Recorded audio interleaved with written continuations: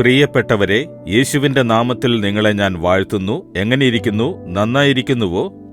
രാവിലെ എഴുന്നേൽക്കുമ്പോൾ നല്ല ഉത്സാഹമുണ്ടാവണം, സന്തോഷമുണ്ടാവണം.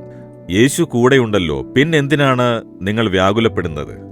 അതല്ല, എനിക്ക് തുടർച്ചയായി പ്രശ്നങ്ങൾ വന്നുകൊണ്ടിരിക്കുന്നു, പോരാട്ടങ്ങൾ വന്നുകൊണ്ടേയിരിക്കുന്നു. ഞാൻ എന്താണ് ചെയ്യുക? ഈ കാര്യത്തെ ഞാൻ എങ്ങനെയാണ് തരണം ചെയ്യുക എന്നെല്ലാം മനസ്സിൽ ചിന്തിക്കുന്നു എന്ന് വ്യാകുലപ്പെട്ടുകൊണ്ടിരിക്കുകയാണോ? ഒന്നുകൊണ്ടും ഭയപ്പെടേണ്ട. ദൈവം എന്താണ് പറയുന്നതെന്നറിയാമോ? യെശയ്യാവ് 43 അധ്യായം 2 വാക്യത്തിൽ, നീ വെള്ളത്തിൽ കൂടി കടക്കുമ്പോൾ ഞാൻ നിന്നോട് കൂടെയിരിക്കും. എന്റെ മകനെ, എന്റെ മകളെ, നീ വെള്ളത്തിൽ കൂടി കടക്കുമ്പോൾ ഞാൻ നിന്റെ കൂടെയുണ്ടാകും. ഇതെന്തിനെയാണ് ഓർമ്മിപ്പിക്കുന്നതെന്നറിയാമോ? ഇസ്രായേൽ ജനങ്ങൾ ചെങ്കടൽക്കരയിൽ പാളയമിറങ്ങിയില്ലേ? അപ്പോൾ മഹാസമുദ്രം, വലിയ കടൽ, അതിൽ തിരകൾ ആഞ്ഞടിക്കുന്നുണ്ട്. എങ്ങനെ ഇത് കടന്നു പോകും? 18 കിലോമീറ്റർ ദൂരമുണ്ട്.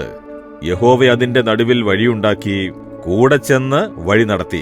അതേപോലെ യോർദാൻ നദി, അതിൽ നിറയെ വെള്ളം ഒഴുകിക്കൊണ്ടേയിരുന്നു. ആ നദി, അത് കടക്കുന്നത് പ്രയാസമാണ്. അതിനെയും ദൈവം പിളർന്ന് അതിന്റെ നടുവിലൂടെ വഴി നടത്തി. എങ്ങനെയാണ് വെള്ളമെല്ലാം കടന്നു വന്നത്? യഹോവ കൂടെയുണ്ടായിരുന്നു.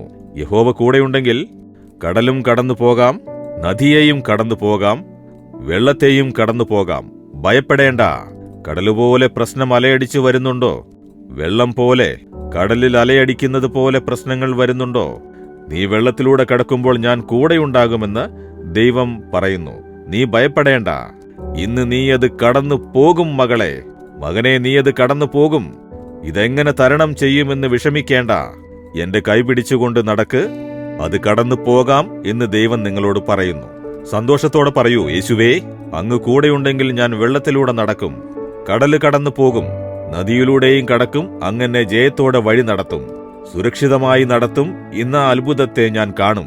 യേശുവിന്റെ നാമത്തിൽ amen, amen. Jesus readings Malayalam YouTube channel subscribe ചെയ്യുക, ബെൽ ഐക്കോൺ ക്ലിക്ക് ചെയ്യുക. ഞങ്ങളുടെ ദൈനംദിന പ്രോഗ്രാമുകളെക്കുറിച്ചുള്ള അപ്ഡേറ്റ് ലഭിക്കുവാൻ